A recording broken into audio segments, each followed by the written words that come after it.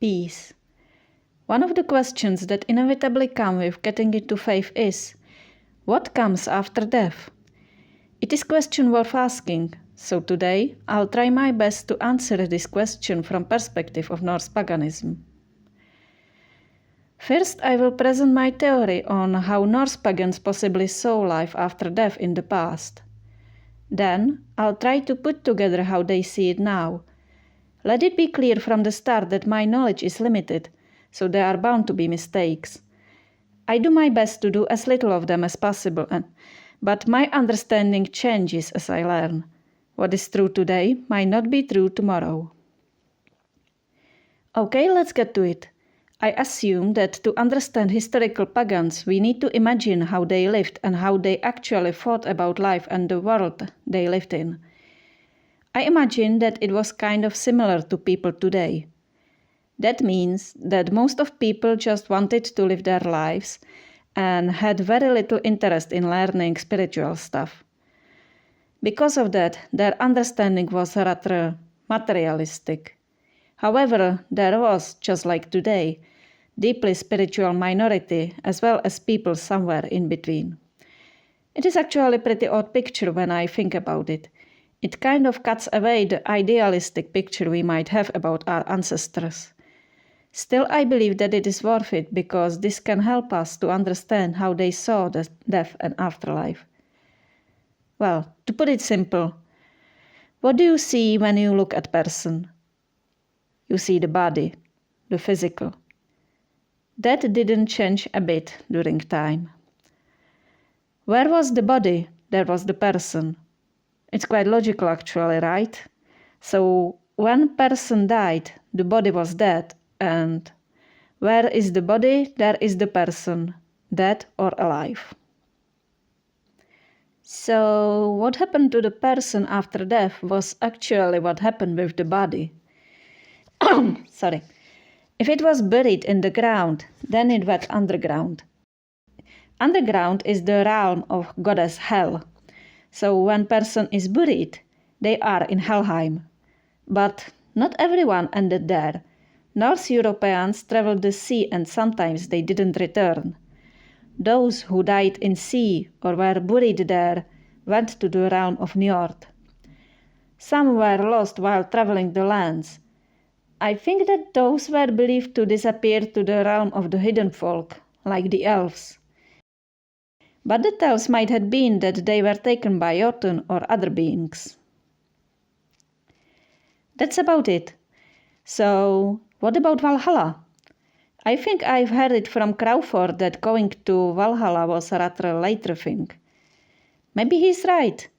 The dead going to the house of their gods is quite different concept from dead being where their body ended. I think that this came as consequence of the presence of Christianity. However, not entirely. You see, there always were spiritual people, shamans, mystics, sorcerers, simple people who were living their lives both in physical and spiritual realm. Shamanic ability to leave physical body and let their mind, their consciousness, to travel into the realms unknown to us. Well, we can be pretty sure that there were people like this among ancient Norse pagans.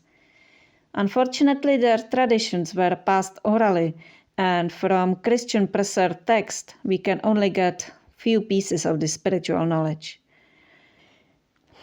One thing, however, I should mention, and that is reincarnation. We can read in legends that there were rare cases when people summoned important hero to be reborn in their family. From the tales, it is impossible for me to deduce if it was part of their faith or only part of the story. It is known that people back then loved made-up stories. Some were preserved to our days as lying sagas. Lying sagas were made-up stories containing real things, parts of mythology, magic objects, and places that do not exist, and other stuff. Well, you get the idea.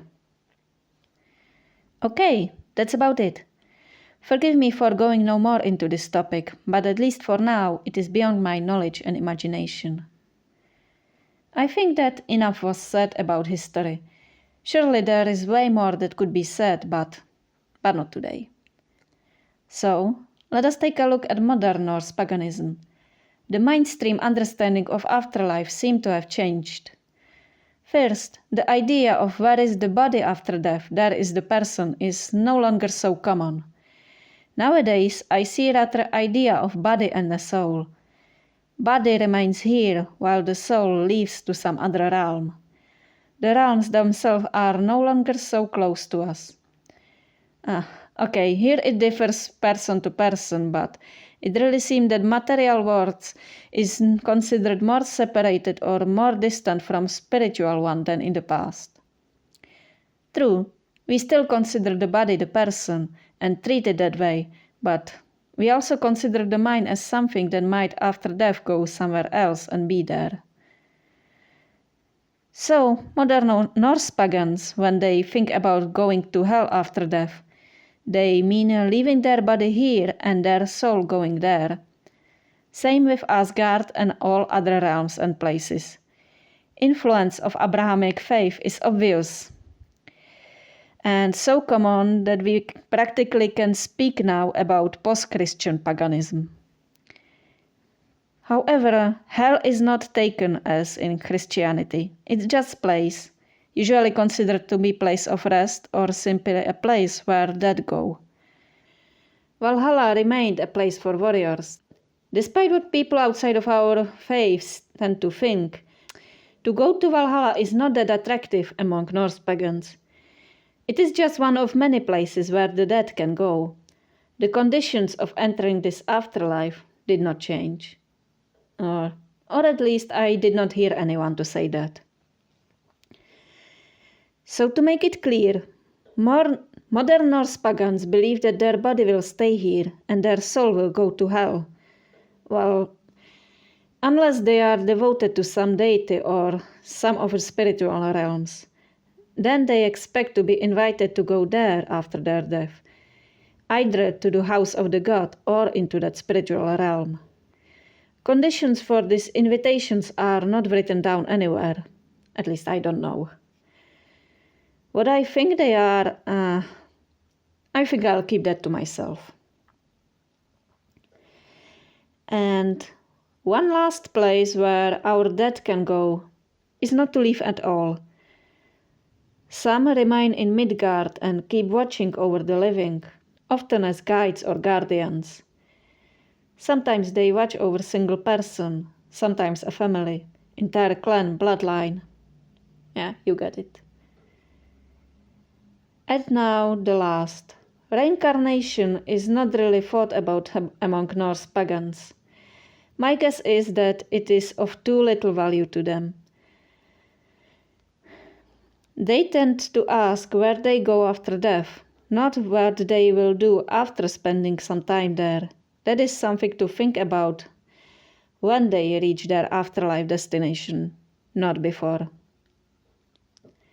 So, what do you think? Tell me your option in the comments. Where do you think you will go after you die? I'm sure I did not exhaust this topic by far, so feel free to add to it or correct me if you think that I'm wrong. I'm done for now, so go in peace and guard your heart well.